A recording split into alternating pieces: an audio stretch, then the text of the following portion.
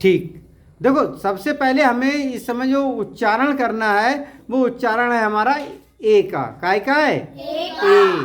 जब भी हम बोलेंगे साउंड करेंगे, जो उसकी ध्वनि करेंगे तो क्या बोलेंगे? ए। क्या बोलेंगे? ए। कोई भी व्यंजन हो, कोई भी व्यंजन हो, उस व्यंजन को हम बोलेंगे और उस पर एक ही जब मात्रा लगा देंगे तो उसकी जो आवाज़ होगी व्यंजन की, जो साउंड होगी उस व्यंजन की, वो काय के साथ चली जाएगी? ए के साथ। जैसे का है हमारे पास और हम का बोलते हैं, का और का, अब हम उस पर एक ही मात्रा को जड़ दें, उसके ऊपर एक ही मात्रा को लगा दें तो क्या हो जाएगा? के। मतलब का जो साउंड देगा, का जो आवाज देगा वो काय की देने लगा? ए। काय की? ए। ऐसे ही मान लीजिए हम पा व्यंजन को ले लें और पा पे जब हम ए साउंड लगा दें, एक ही मात्रा लगा दें, काय की? एक ही, तो क्या बन जाएगा हमारा? पे। बस यही समझने की जरूरत है। इतना सा जब समझ जाओगे तो समझ लो फिर हिंदी को पढ़ना शुरू कर दोगे। ठीक, समझ आ रही बात? यस या नो? कुछ बोलते नहीं? क्लियर हो गई?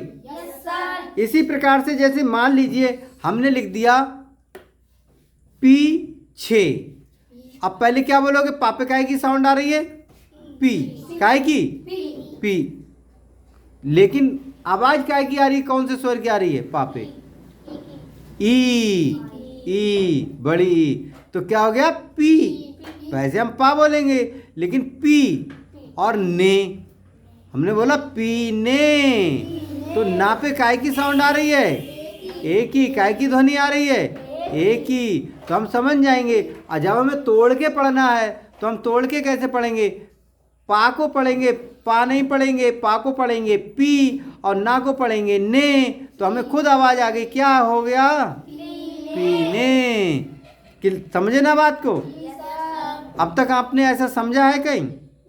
हैं? जब ऐसा साउंड नहीं कराते कहीं पर भी या नहीं करते तो हम क्या समझेंगे? इस तरह की साउंड को हमें करना पड़ेगा, आपको अपने आप करना पड़ेगा। मम्मी पापा को लेके बैठा करो, उनसे पूछना पड़ेगा। ठीक है ना? हैं? ऐसे ही देखो, अब हमने लिख दिया सा और उस पर एक ही मात्रा को जड़ दिए, एक ही मात्रा को लगा दिए और बा लिख दिए, तो क्या हो गया? Very good. क्या हो गया? क्लियर हुई ना बात? तो इसका मतलब अब एक ही साउंड को समझ चुके हो हैं। बाकी सब जो भी अगले और भी साउंड है वो भी ऐसे ही बोले। मतलब आपको सिर्फ व्यंजन नहीं बोलना, उस व्यंजन पे जो मात्रा लगी हुई है, उस पे जो स्वर लगा हुआ है, उस स्वर के साथ उसका उच्चारण करना है। जैसे मान लीजिए हमने आपको दे दिया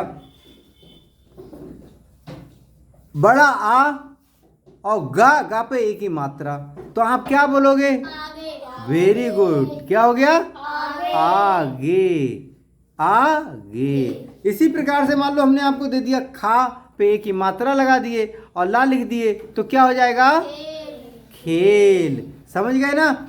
आज हम लोग हिंदी को पक्का करके ही छोड़ेंगे। आज हम सीख लेंगे हिंदी का उच्चारण। ए का उच्चारण तो विशेष रूप से सीख लेंगे। ठीक है ना? ए का, ए से पीछे का जो भी है वो भी, और ए का उच्चारण तो विशेष रूप से सीख के ही क्या करेंगे? जाना है। ठीक, पहले थोड़ा सा कमर को सीधे करके बैठा करो।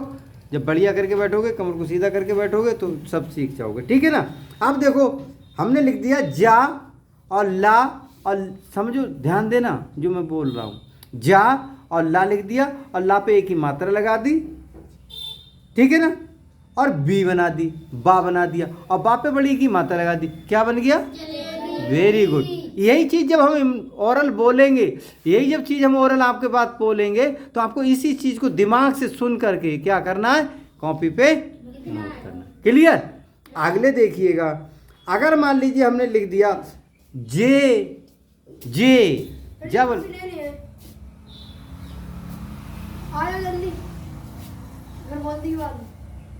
ठीक है ना? समझ में आ गया? तो इस प्रकार से सारे साउंड हम करेंगे और इमला लिखना सीख जाएंगे। आगे हम काम करते हैं। ठीक है, हम बोलते हैं अभी और बोल बोल के फटाफट लिखना है, एक पेज पूरा इमला लिखना है और सीख के ही जाना है। कल कोई भी ऐसा स्टूडेंट नहीं बचेगा कि जो ए का साउंड ना सीख जाए, ए का मात्रा वाले शब्दों को पढ़ना ना सीख जाए, सब सीख जाएंगे। सीख जाएंगे? यस पक्का? डन करो, पक्का? ठीक, ओके।